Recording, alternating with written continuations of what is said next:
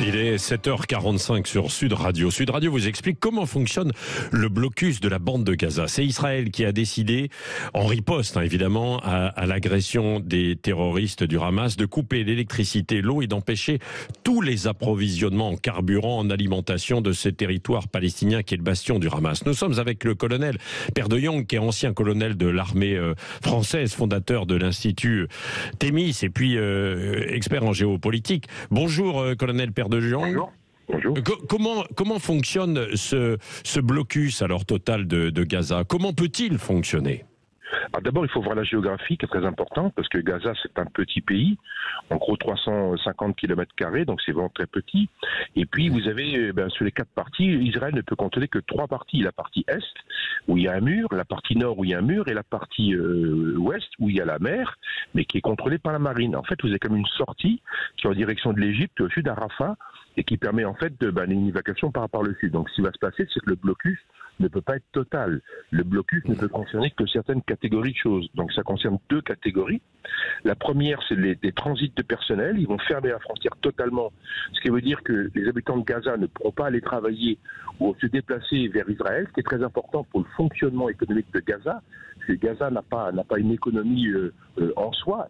Elle dépend principalement, évidemment, de l'économie israélienne. Et donc, en fermant le point de passage, vous avez l'économie s'arrête automatiquement à Gaza. Ça, c'est pour les hommes. Après, pour les fournitures d'énergie, etc., simplement, vous bloquez le système, puisque l'énergie est produite en grande partie par Israël. Tout vient d'Israël, donc évidemment, tout va s'arrêter. Donc, il faudra impérativement que les habitants de Gaza, si vous voulez, fassent appel à l'Égypte et que l'Égypte, si vous voulez, fournisse une partie des choses qui va manquer. Mais il faut vous rappeler quelque chose qui est très important, c'est qu'en fait, un blocus ne fonctionne jamais réellement à 100%. Ça n'existe pas, même quand le pays est petit, ça n'existe pas. Il y aura toujours évidemment des points de passage. Oui, c'est ça. Il faut rappeler aussi, colonel Père de Jong, qu'il y avait déjà un blocus qui était imposé quand même à Gaza. À ce que j'appelle un blocus alternatif, puisqu'en fait il y avait une espèce de robinet et la clé du robinet était à Jérusalem, était dans les mains des autorités israéliennes. Et donc il y avait effectivement un blocus où ils cherchaient à contrôler. Ça fait de nombreuses années, depuis 2014 principalement. Rappelez-vous, l'armée israélienne était déjà intervenue à Gaza. Ça s'est d'ailleurs assez mal passé parce que Gaza n'est pas contrôlable. C'est un ensemble d'immeubles, c'est quasiment une ville ininterrompue Gaza, donc c'est incontrôlable.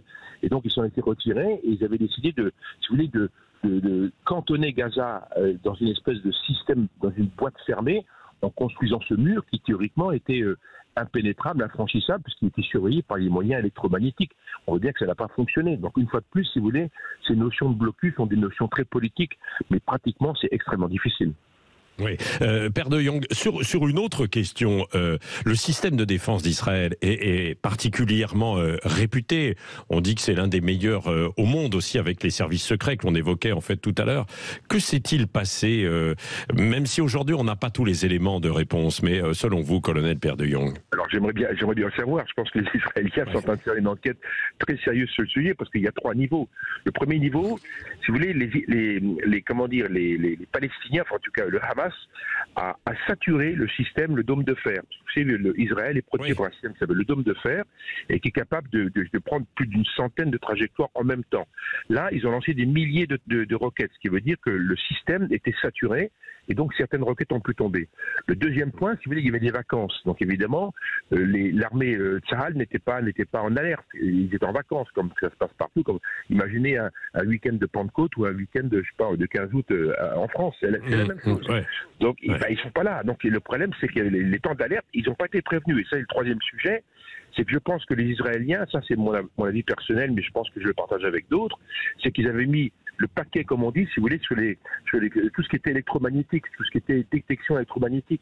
Les Israéliens ont une unité qui s'appelle 8200, qui est assez connue, qui fait sur le SIGINT et le LOSINT. Donc SIGINT, c'est tout ce qui est signal, tout ce qui est écoute, et puis LOSINT, c'est tout ce qui est open source, tout ce qui est source ouverte. Et ils sont très performants. Il y a des milliers de personnes qui travaillent là-dedans. Et visiblement, le système n'a pas été fonctionnel.